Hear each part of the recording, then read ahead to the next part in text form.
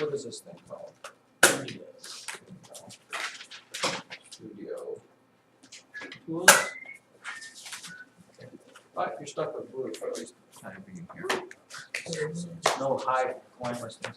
Step number one, when you come with one of these, when you come with one of these equations, children, the first thing you have to do is what we call isolate the absolute value signs. And isolate that thing, which simply means you want that all by itself. Okay, you want to get rid of all the garbage that's in front of it and behind it. Okay, so just like solving an equation, you're going to subtract 12 to get it to the other side. And yes, you can try to do them in your head, but that gets a little tedious after a bit here. Okay, and then if I was solving that sage height, I would do what? Get the absolute value by itself. I need to do what with this? No. This is this times this, so I divide by -3. -3 times the absolute value. To get rid of the times, you division. Divide by -3. So you end up with this. X plus, the absolute value of x plus 6 is +4. And it has to be positive. We went through that whole thing. If you get a negative, this has to be positive. There's no way to get an absolute value of something and get a negative. So if a negative shows up over here, it can't be done. Okay? So you got that? That's step number one. The second step is you need to make two equations with that.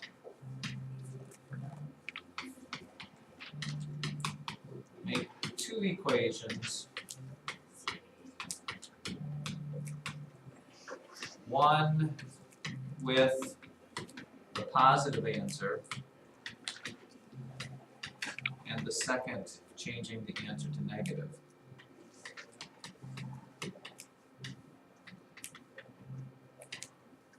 Make negative answer. In other words, this is much easier said than done. Because absolute value changes all negatives to positive, if you end up with a -4 in here, that would be an answer to this. So you need to write one equation as x plus 6 equals a -4, because when x plus 6 is a -4, you're going to get that +4. And the other equation is just like it is right there, x plus 6 equals 4. The answer to both of those will give you that. So you subtract 6. When x is a -2, and when x equals a -10. Okay, when you have both of those numbers for x, you will get a +4 in the absolute value. Okay. Where's your question? I was just going to say the answer. Okay. And again, this one's not. But to come up with that right off of this, it might be a little tough for you to think of that in your head. Okay, so basically it's solving an equation, but at the end you need to make this -1 positive. We should try it, I suppose. If I put a -2 in for x, -2 plus 6 is 4. Absolute value of 4 is 4. 4 times -3 is -12. -12 plus 12 is 0. So it works. And it'll work with the -10 too. Oh, pump out of your breath, please. Jackson. How do you get -2? How do you get -10? Right here, this equation. Subtract 6 from 4, you get -10. One more, because I'm sure you're very excited about this. How about this one?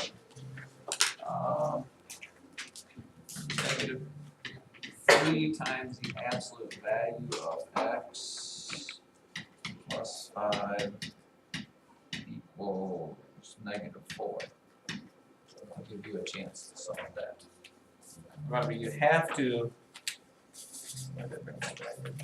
get the absolute value sign by itself first. Don't do anything until you get that all by itself. Move stuff around. Yes, Jack, this means you too.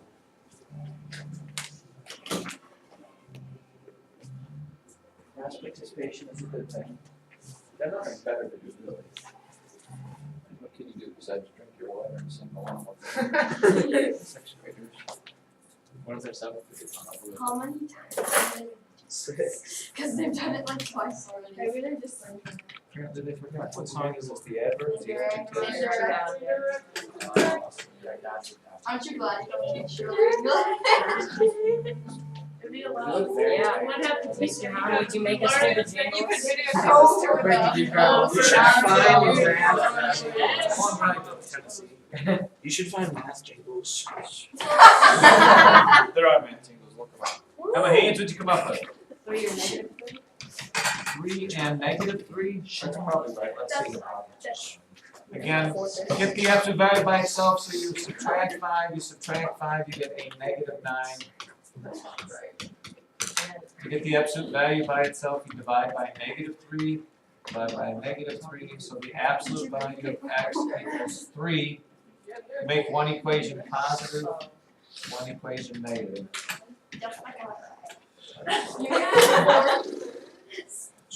And the last one. Negative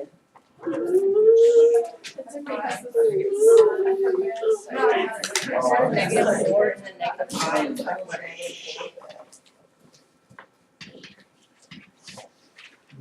Let's write down here. 4 times the absolute value of 4 times the absolute value of x minus 10 minus 23 equals 37. To get that, we can afford to have u and on chart here. Wait, so minus 37 or 37? Equals 37.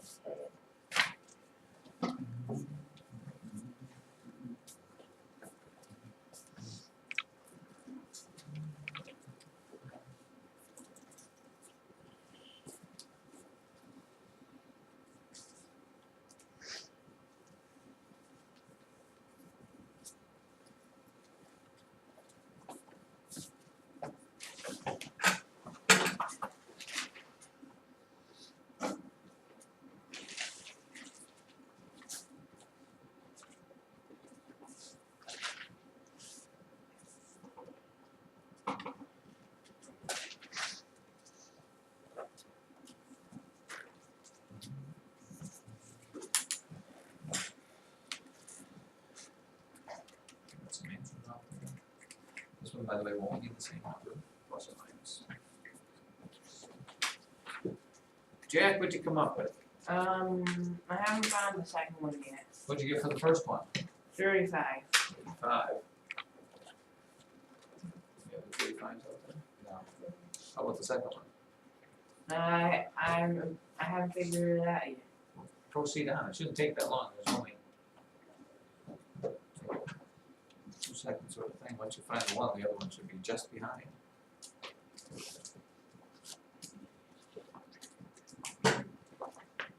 Nick?